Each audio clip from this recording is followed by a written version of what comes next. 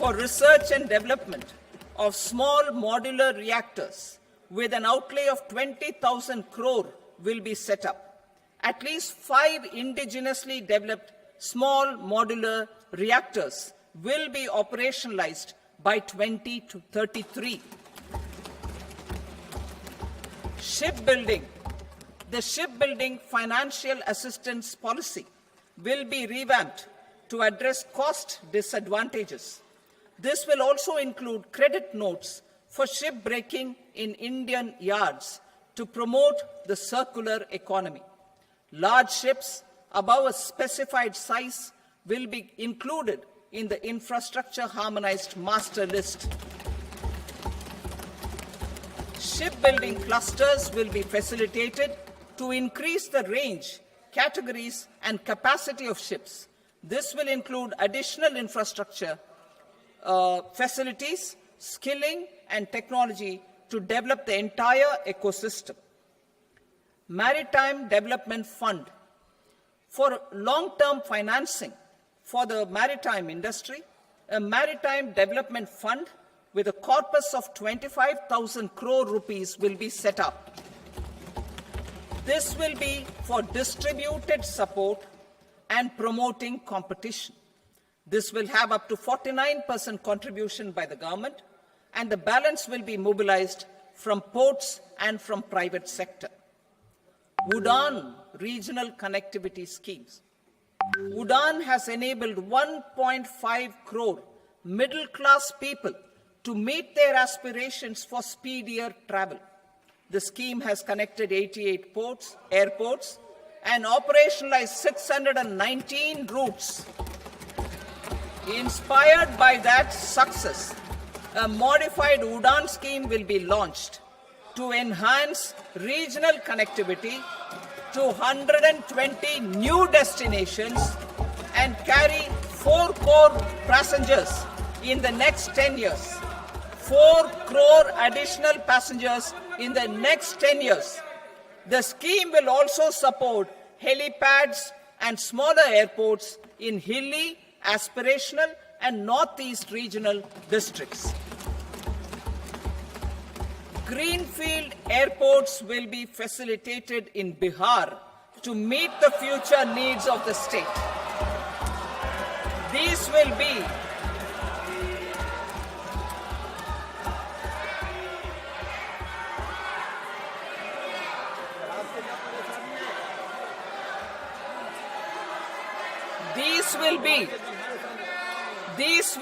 in addition to the expansion of the capacity of Patna Airport and a brownfield airport in Beta. Western Kosi Canal project in Mithilanchal. Financial support will be provided for the Western Kosi Canal ERM project, benefiting a large number of farmers, cultivating over 50,000 hectares of land in the Mithilanchal region of Bihar. Mining sector reforms. Mining sector reforms, including those for minor minerals, will be encouraged through sharing of best practices and institutions of a state mining index. A policy for recovery of critical minerals from tailings will be brought out. Under the special window for affordable and mid-income housing, SWAMI, 50,000 dwelling units in stressed housing projects have been completed and keys handed over to home buyers. Another 40,000 units will be completed in 2025, further helping middle-class families who were paying EMIs on loans taken for apartments while also paying rent for their current dwellings. Building on this success, SWAMI Fund 2 will be established as a blended finance facility with contribution from the government, banks, and private investors. This fund of 15,000 crore rupees will aim for expeditious completion of another 1 lakh units. PM Gati Shakti data for private sector. For furthering PPPs and assisting the private sector in project planning, access to relevant data and maps from the PM Gati Shakti portal will be provided. Tourism for employment-led growth. Top 50 tourist destination sites in the country will be developed in partnership with states through a challenge mode. Land for building key infrastructure will have to be provided by the states. Hotels in these destinations will be included in the infrastructure harmonized list. The following measures will be taken for facilitating employment-led growth. Organizing intensive skill development programs for our youth, including in institutes of hospitality management. Providing mudra loans for homestays. Improving ease of travel and connectivity to tourist destinations. Providing performance-linked incentives to states for effective destination management, including tourist amenities, cleanliness, and marketing efforts. And introducing streamlined e-visa facilities along with visa fee waivers for certain tourist groups. Continuing with the emphasis on places of spiritual and religious significance, in the July budget, there will be a special focus on destinations related to the life and times of Lord Buddha. Medical tourism and heal in India. Medical tourism and heal in India will be promoted in partnership with the private sector, along with capacity building and easier visa norms. Investing in innovation. To implement private sector-driven research, development, and innovation initiatives announced in the July budget, I am now allocating 20,000 crore rupees for this purpose. A deep tech fund of funds will also be explored to catalyze the next generation startups as a part of this initiative. In the next 5 years, under the PM Research Fellowship Scheme, we will provide 10,000 fellowships for technological research in IITs and IISc with enhanced financial support. The second gene bank with 10 lakh germplasm lines will be set up for future food and nutritional security. This will provide conservation support to both public and private sectors for genetic resources. We will start a national geospatial mission to develop foundational geospatial infrastructure and data. Using PM Gati Shakti, this mission will facilitate modernization of land records, urban planning, and design of infrastructure projects. A Gyan Bharatam mission for survey, documentation, and conservation of our manuscript heritage with academic institutions, museums, libraries, and private collectors will be undertaken to cover more than 1 crore manuscripts. We will set up a national digital repository of Indian knowledge systems for knowledge sharing. Now I move to exports as the fourth engine. We will set up an export promotion mission with sectoral and ministerial targets driven jointly by the Ministries of Commerce, MSME, and Finance. It will facilitate easy access to export credit, cross-border factoring support, support to MSMEs to tackle non-tariff measures in overseas markets. A digital public infrastructure, Bharat Trade Net, for international trade will be set up as a unified platform for trade documentation and financing solutions. This will complement the Unified Logistics Interface platform. The BTN will be aligned with international practices. Support will be provided to develop domestic manufacturing capacities for our economy's integration with global supply chains. Sectors will be identified based on objective criteria. Facilitation groups with participation of senior officers and industry representatives will be formed for select products and supply chains. Through this, there are huge opportunities related to Industry 4.0, which needs high skills and talent. Our youth have both. Our government will support the domestic electronic equipment industry to leverage this opportunity for the benefit of our youth. A national framework will be formulated as guidance to states for promoting global capability centers in emerging Tier 2 cities. This will suggest measures for enhancing availability of talent and infrastructure, building bylaw reforms, and mechanisms for collaboration with industry. Our government will facilitate upgradation of infrastructure and warehousing for air cargo, including high-value perishable horticultural produce. Cargo screening and customs protocol will be streamlined and made user-friendly. Reforms as the fuel. Over the past 10 years, our government has implemented several reforms for convenience of taxpayers, such as faceless assessment, 2, taxpayer charter, 3, faster returns, 4, almost 99% returns being on self-assessment, and 5, Vivad Se Vishwas scheme.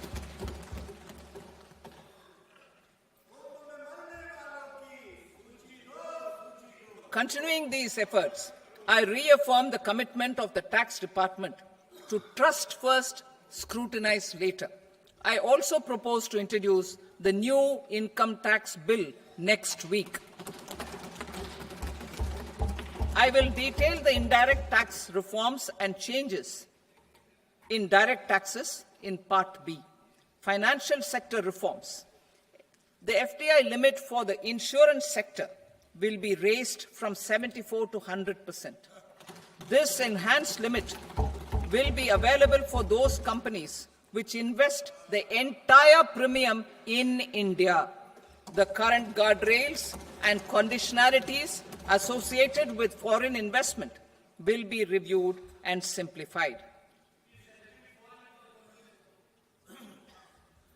The services of India Post Payment Bank will be deepened and expanded in rural areas. NABFID will set up a partial credit enhancement facility for corporate bonds for infrastructure. Public sector banks will develop Grameen Credit Score framework to serve the credit needs of SHG members and people in rural areas. A forum for regulatory coordination and development of pension products will be set up. To implement the earlier announcement on simplifying the KYC processes, the revamped Central KYC Registry will be rolled out in 2025. We will also implement a streamlined system for periodic updating. Requirements and procedures for speedy approval of company mergers will be rationalized. The scope for fast-track mergers will also be widened and the process made simpler. As proposed in the interim budget, we signed bilateral investment treaties with 2 countries in 2024 to encourage sustained foreign investment, and in the spirit of First Develop India, the current model BIT will be revamped and made more investor-friendly. In the last 10 years, in several aspects, including financial and non-financial, our government has demonstrated a steadfast commitment to ease of doing business. We are determined to ensure that our regulations must keep up with technological innovations and global policy developments. A light-touch regulatory framework based on principles and trust will unleash productivity and employment. Through this framework, we will update regulations that were made under old laws. To develop this modern, flexible, people-friendly, and trust-based regulatory framework appropriate for the 21st century, I propose 4 specific measures. A high-level committee for regulatory reforms will be set up for a review of all non-financial sector regulations, certifications, licenses, and permissions. The committee will be expected to make recommendations within a year. The objective is to strengthen trust-based economic governance and take transformational measures to enhance ease of doing business, especially in matters of inspection and compliances. States will be encouraged to join in this endeavor. An investment friendliness index of states will be launched in 2025 to further the spirit of competitive, cooperative federalism. Under the Financial Stability and Development Council, a mechanism will be set up to evaluate impact of the current financial regulations and subsidiary instructions. It will also formulate a framework to enhance their responsiveness and development of the financial sector. In the Jan Vishwas Act 2023, more than 180 legal provisions were decriminalized. Our government will now bring up the Jan Vishwas Bill 2.0 to decriminalize more than 100 provisions in various laws. I now move to fiscal policy. In the July budget, I had committed to staying the course for fiscal consolidation. Our endeavor will be to keep the fiscal deficit each year such that central government debt remains on a declining path as a percentage of the GDP. The roadmap for the next 6 years has been detailed in the FRBM statement. Revised estimates for 2024-25. The revised estimate of the total receipts other than borrowings is 31.47 lakh crore rupees, of which the net tax receipts are 25.57 lakh crore rupees. The revised estimate of the total expenditure is 47.16 lakh crore rupees, of which the capital expenditure is about 10.18 lakh crore rupees. The revised estimate of the fiscal deficit is 4.8% of the GDP. Budget estimates for 25-26. Coming to 25-26, the total receipts other than borrowings and total expenditure are estimated at 34.96 lakh crore rupees and 50.65 lakh crore rupees respectively. The net tax receipts are estimated at 28.37 lakh crore rupees. The fiscal deficit is estimated to be 4.4% of GDP. To finance the fiscal deficit, the net market borrowings from dated securities are estimated at 11.54 lakh crore. The balance financing is expected to come from small savings and other sources. The gross market borrowings are estimated at 14.82 lakh crore rupees. I will now move to Part B. Indirect taxes. My proposals relating to customs aim to rationalize tariff structure and address duty inversion. These will also support domestic manufacturing and value addition, promote exports, facilitate trade, and provide relief to common people. Rationalization of customs tariff structure for industrial goods. As a part of comprehensive review of customs rate structure announced in July 2024 budget, I propose to 1. Remove 7 tariff rates. This is over and above the 7 tariff rates removed in 23-24 budget. After this, there will be only 8 remaining tariff rates, including 0 rate. 2. apply appropriate cess to broadly maintain effective duty incidence, except on a few items where such incidents will reduce marginally. 3. Levy not more than one cess or surcharge. Therefore, I propose to exempt social welfare surcharge on 82 tariff lines that are subject to a cess.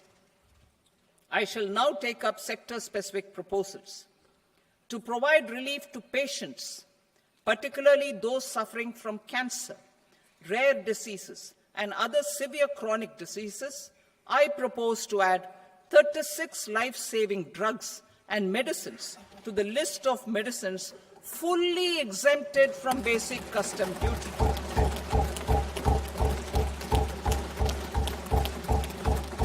I also propose to add 6 life-saving medicines to the list attracting concessional custom duty of 5%.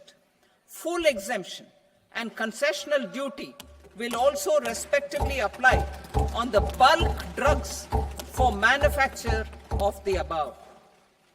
Specified drugs and medicines under patient assistance programs run by the pharmaceutical companies are fully exempt from BCD, provided the medicines are supplied free of cost to the patients. I propose to add 37 more medicines along with 13 new patient assistance programs. Support to domestic manufacturing and value addition. Critical minerals. In the July 2024 budget, I had fully exempted BCD on 25 critical minerals that are not domestically available. I had also reduced BCD of 2 other such minerals to provide a major fillip to their processing, especially by MSMEs. Now, I propose to fully exempt cobalt powder and waste, the scrap of lithium-ion battery, lead, zinc, and 12 more critical minerals. This will help secure the availability for manufacturing in India and promote more jobs for our youth. To promote domestic production of technical textile products such as agro-textiles, medical textiles, and geotextiles at competitive prices, I propose to add 2 more types of shuttle-less looms to the list of fully exempted textile machinery. I also propose to revise the BCD rate on knitted fabrics covered by 9 tariff lines from 10 or 20 to 20% or 115 rupees per kg, whichever is higher. Electronic goods. In line with our Make in India policy and to rectify inverted duty structure, I propose to increase the BCD on interactive flat panel display from 10% to 20% and reduce the BCD to 5% on open cell and other components. In 23-24 budget, for the manufacture of open cells of LCD, LED TVs, I had reduced the BCD on parts of open cells from 5% to 2.5%. To further boost the manufacture of such open cells, the BCD on these parts will now stand exempted. Lithium-ion battery. To the list of exempted capital goods, I propose to add 35 additional capital goods for EV battery manufacturing and 28 additional capital goods for mobile phone battery manufacturing. This will boost domestic manufacture of lithium-ion batteries, both for mobile phones and for electric vehicles. Shipping sector. Considering that shipbuilding has a long gestation period, I propose to continue the exemption of BCD on raw materials, components, consumables, or parts for the manufacture of ships for another 10 years.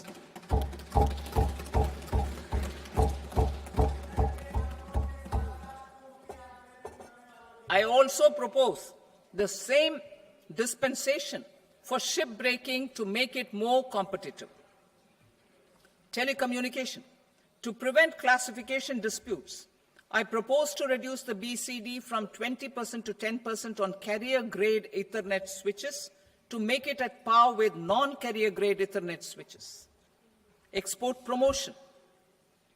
To facilitate exports of handicrafts, I propose to extend the time period for export from 6 months to 1 year, further extendable by another 3 months if required. I also propose to add 9 items to the list of duty-free inputs. Leather sector. I propose to fully exempt BCD on wet blue leather to facilitate imports for domestic value addition and employment. I also propose to exempt crust leather from 20% export duty to facilitate exports by small tanners. Marine products. To enhance India's competitiveness in the global seafood market, I propose to reduce BCD from 30% to 5% on frozen fish paste, surimi, for manufacture and export of its analog products. I also propose to reduce BCD from 15% to 5% on fish hydrolysates for manufacture of fish and shrimp feed. In July 2024 budget, to promote development of domestic MROs for aircraft and ships, I had extended the time limit for export of foreign origin goods that were imported for repairs from 6 months to 1 year and further extendable by 1 year. I now propose to extend the same dispensation for railway goods. Time limit for provisional assessment. Presently, the Customs Act 1962 does not provide any time limit to finalize provisional assessments, leading to uncertainty and cost to trade. As a measure of promoting ease of doing business, I propose to fix a time limit of 2 years, extendable by a year, for finalizing the provisional assessment. I propose to introduce a new provision that will enable importers or exporters, after clearance of goods, to voluntarily declare material facts and pay duty with interest but without penalty. This will incentivize voluntary compliance. However, this will not apply in cases where department has already initiated audit or investigation proceedings. For industry to better plan their imports, I propose to extend the time limit for the end use of imported inputs in the relevant rules from 6 months to 1 year. This will provide operational flexibility in view of cost and uncertainty of supply. Further, such importers will now have to file only quarterly statements instead of a monthly statement.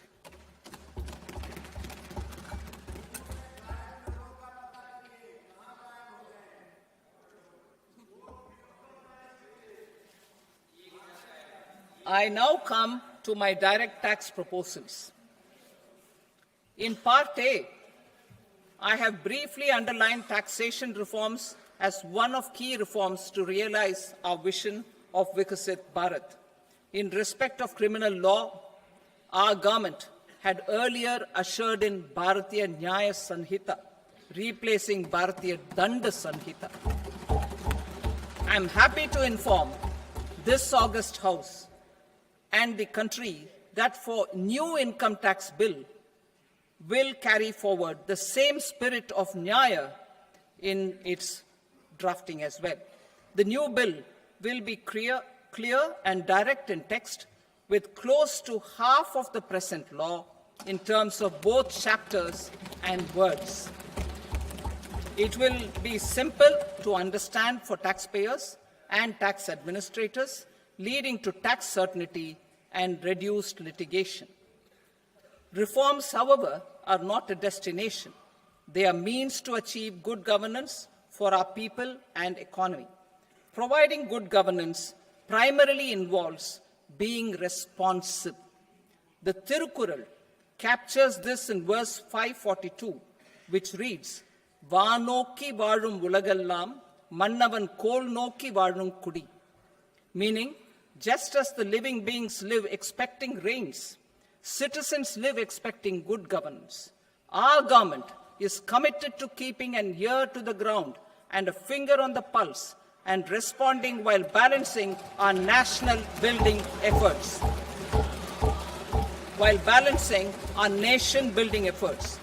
The following measures will detail just how our government will, under the guidance of PM Modi, has taken steps to understand and address.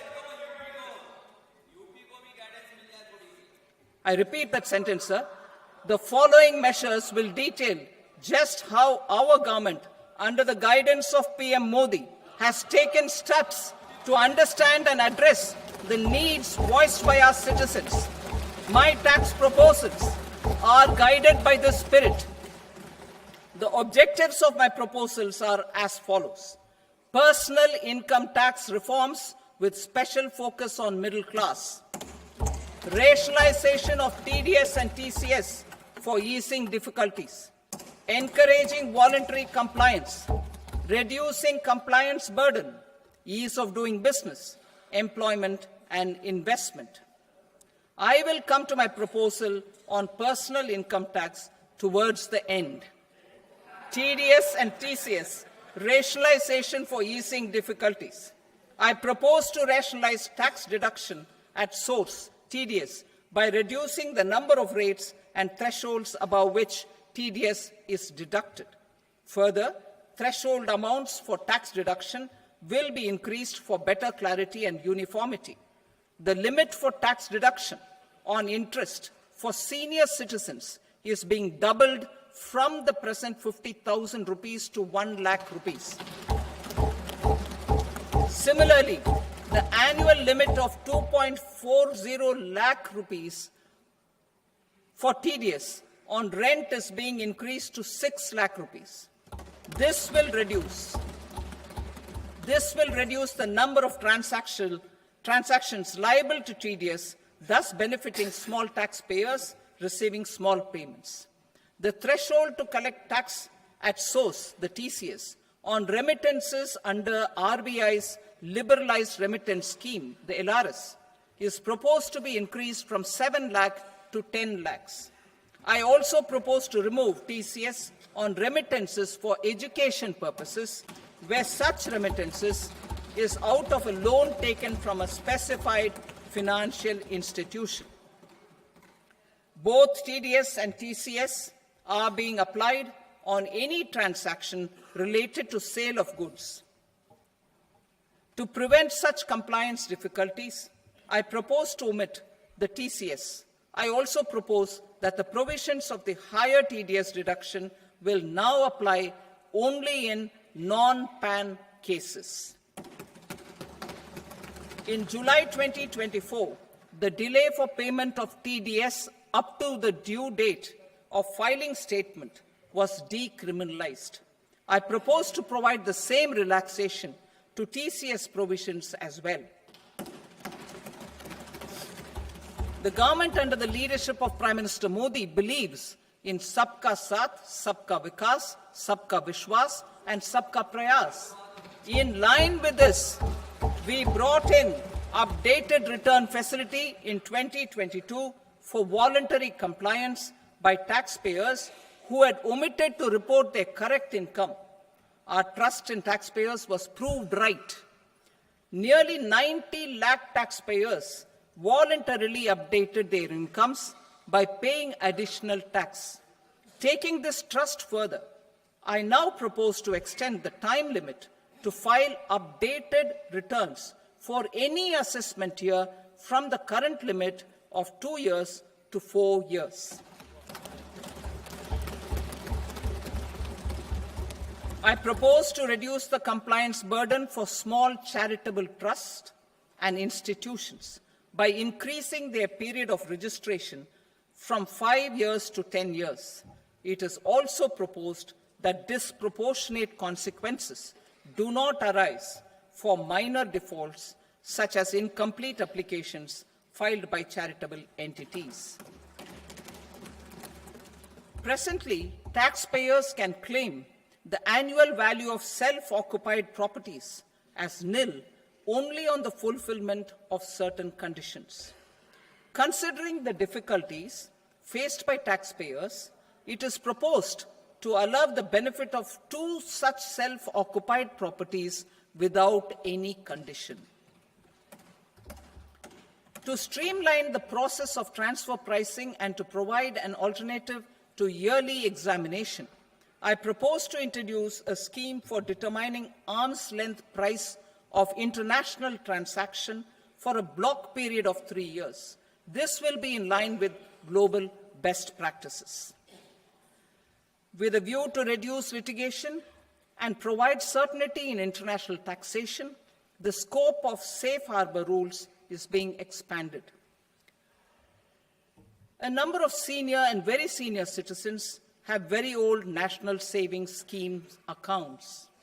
As interest is no longer payable on such accounts, I propose to exempt withdrawals made from NSS by individuals on or after 29th August 2024. I am also proposing to allow similar treatment to NPS Vatsalya accounts as is available to normal NPS accounts subject to overall limits. In my speech in July 2024, I had promised that all processes, including giving effect to appellate orders, shall be digitalized and made paperless over the next 2 years. So I'm happy to announce that digitalization is being made operational now. In July 2024, we brought in the Vivad Se Vishwas scheme to resolve income tax disputes pending in appeal. The scheme has received a great response, with nearly 33,000 taxpayers having availed of the scheme to settle their disputes. I have a few proposals to promote investment and employment. It is proposed to provide a presumptive taxation regime for non-residents who provide services to a resident company that is establishing or operating an electronics manufacturing facility. I further propose to introduce a safe harbor for tax certainty for non-residents who store components for supply to specified electronics manufacturing units. Presently, the tonnage tax scheme is available only to sea-going ships. The benefits of existing tonnage tax scheme are proposed to be extended to inland vessels registered under the Indian Vessels Act 2021 to promote inland water transport in the country. Extension for incorporation of startups. We continue to support the Indian startup ecosystem. I propose to extend the period of incorporation by 5 years to allow the benefit available to startups which are incorporated before 1/4/2030. In order to attract and promote additional activities in the IFSC, I am inter alia proposing specific benefits to ship leasing units, insurance offices, and treasury centers of global companies which are set up in IFSC. Further, to claim benefits, the cutoff date for commencement in IFSC has also been extended by 5 years to 31/3/2030. Category 1 and Category 2 AIFs are undertaking investments in infrastructure and other such sectors. I propose to provide certainty of taxation to these entities on the gains from securities. To promote funding from sovereign wealth funds and pension funds to the infrastructure sector, I propose to extend the date of making an investment by 5 more years up to 31st March 2030.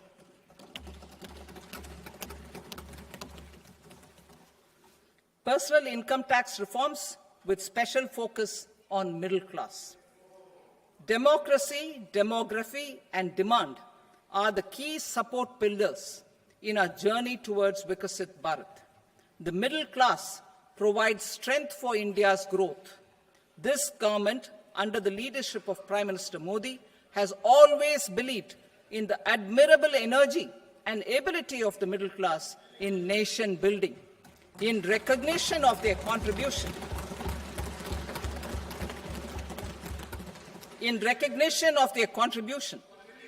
we have periodically reduced their tax burden.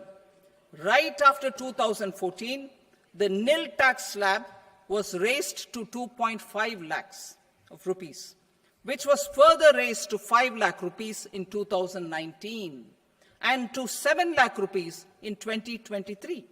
This is reflective of our government's trust on the middle class taxpayers.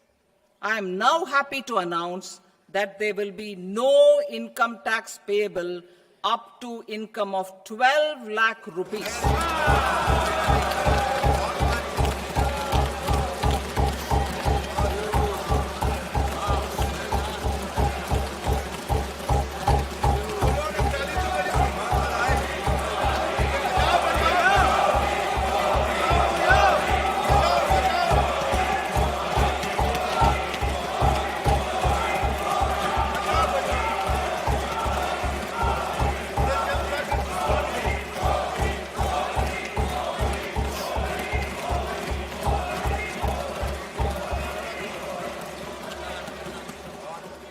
So, average income of 1 lakh per month other than the special rate income such as capital gains under the new regime. This limit will be 12.75 lakh for salaried taxpayers due to the standard deduction of 75,000. Slabs and rates are being changed across the board to benefit all taxpayers. The new structure will substantially reduce the taxes of the middle class and leave more money in their hands, boosting household consumption, savings, and investment. In the new tax regime, I propose to revise tax rate structures as follows: 0 to 4 lakh rupees nil, 4.8 lakh rupees to 4 to 8 lakh rupees 5%, 8 to 12 lakh rupees 10%, 12 to 16 lakh rupees 15%, 16 to 20 lakh rupees 20%, 20 to 24 lakh rupees 25%, and above 24 lakh rupees 30%. To taxpayers up to 12 lakh of normal income other than special rate income such as capital gains. I read that again. To taxpayers up to 12 lakh of income other than special rate income such as capital gains, tax rebate is being provided in addition to the benefit due to slab rate reduction in such a manner that there is no tax payable by them. The total tax benefit of slab rate changes and rebate at different income levels can be illustrated with a few examples. A taxpayer in the new regime with an income of 12 lakh rupees will get a benefit of 80,000 rupees in tax, which is 100% of tax payable as per the existing rates. A person having income of 18 lakh rupees will get a benefit of 70,000 rupees in tax, that is 30% of tax payable as per existing rates. A person with an income of 25 lakh gets a benefit of 1,10,000 rupees, that is 25% of his tax payable as per existing rates. Details of my tax proposals are given in the annexure. As a result of these proposals, Honorable Speaker, sir, revenue of about 1 lakh crore in direct taxes and 2,600 crores in indirect taxes will be foregone.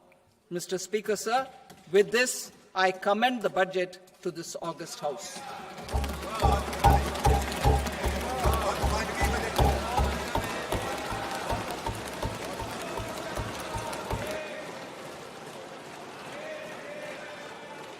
Item number 2, Srimati Nirmala Sitharaman. Sir, with your permission, I rise to lay on the table the following statements under Section 3(1) of the Fiscal Responsibility and Budget Management Act, 2003. Medium-term fiscal policy cum fiscal policy strategy statement and macroeconomic framework statement.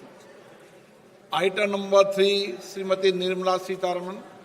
Sir, with your permission, I rise to move for leave to introduce the Finance Bill 2025.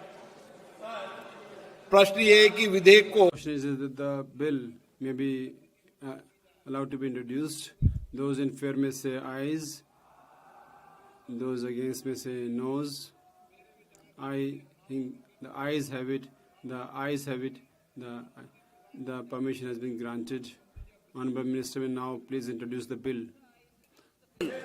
Thank you सभा की कार्रवाई The proceedings of the House are adjourned till Monday, 3rd of February, till 11 o'clock in the morning.